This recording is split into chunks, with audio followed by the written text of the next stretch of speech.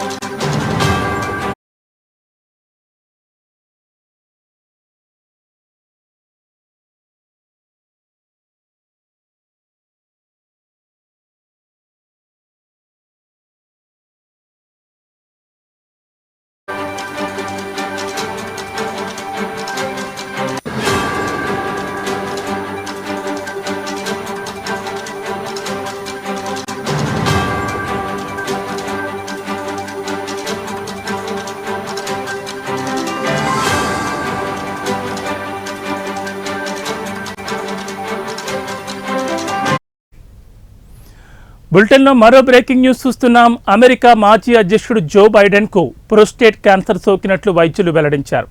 అయితే ఈ రోగ నిర్ధారణ విషయాన్ని ఆలస్యంగా బయటపెట్టడంపై అధ్యక్షుడు డొనాల్డ్ ట్రంప్ పలు కీలక ప్రశ్నలు లేవనెత్తారు. బైడెన్ ఆరోగ్యం గురించి ప్రజలకు వాస్తవాలు తెలియాల్సిన అవసరం ఉందని ఆయన అభిప్రాయపడ్డారు. జో బైడెన్కు ప్రోస్టేట్ క్యాన్సర్ ఉన్నట్లు ఆయన కార్యాలయం అధికారికంగా ప్రకటించింది.